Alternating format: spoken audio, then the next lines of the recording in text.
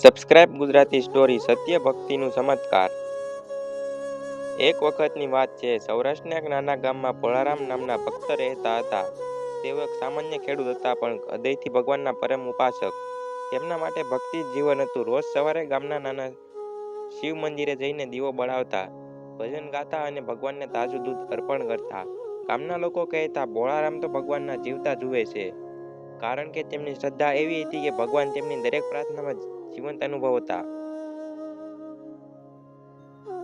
તેમ છતાં ભોળારામ ક્યારેય ચમત્કારની ઈચ્છા રાખતા ન હતા. તેમના માટે ભક્તિ એટલી નિસ્વાર્થ પ્રેમ. એક વર્ષ ગામમાં ભયંકર દુષ્કાળ પડ્યો. વરસાદ ન પડવાથી ખેતરો સુકાઈ ગયા. લોકો ત્રાહિમામ પોકારી ઉઠ્યા. ગામના ધનિકો શહેર તરફ ભાગી ગયા, પણ ભોળારામ કહેતા, ભગવાન શિવ કરુણામય છે, એ જરૂર વરસાદ વરસાવશે. દરરોજ જેમ તેમ ભોળારામ મંદિર જઈ ભગવાનને દૂધ અર્પતા હતા. પણ હવે તેમના ગાય પાસે દૂધ ન હતું. છતાં તેમણે આશા ન છોડીને ખાલી લોટો લઈ ગયા. મંદિરે પહોંચીને કહ્યું, પ્રભુ, આજે દૂધ નથી, પણ મનથી ભક્તિ છે. એ બોલીને તેઓ આંખો મીચીને ભજન ગાવા લાગ્યા. એ જ ક્ષણે એક અદ્ભુત ઘટના બની. મંદિરમાંથી સુગંધિત પવન ફૂંકાયો અને લોટામાં દૂધ પોતે ભરાઈ ગયું. ભોળારામે આશ્ચર્યથી જોયું, પણ તરત જ નમન કરીને બોલ્યા, હે મહાદેવ, આ તમારું કરુણાદાન છે, પણ હું ચમત્કાર નહીં, તમારું પ્રેમ જોઈશ. તેમણે એ દૂધ ગામના નાના બાળકોને પીવડાવ્યું. બીજા જ દિવસે આકાશમાં ઘેરા કાળા વાદળો છવાઈ ગયા અને ધોધમાર વરસાદ શરૂ થયો.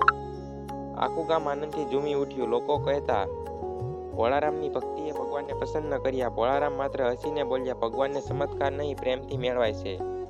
તે દિવસ પછીથી ગામમાં દર વર્ષે ભોળારામ ભક્તિ દિવસ ઉજવવામાં આવતો રહ્યો.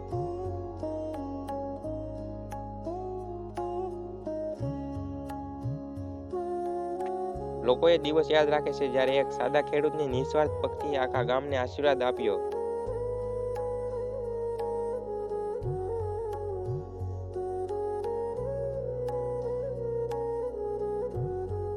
શીખ.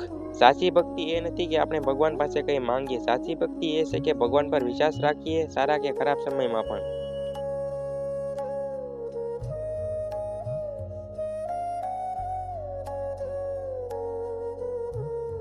જો તમને વાર્તા ગમી હોય તો લાઈક કરો, તમારા મિત્રો સાથે શેર કરો અને આવી ગુજરાતી મોટિવેશનલ સ્ટોરી માટે સબસ્ક્રાઇબ કરવાનું ભૂલશો નહીં હો. Subscribe Gujarati story.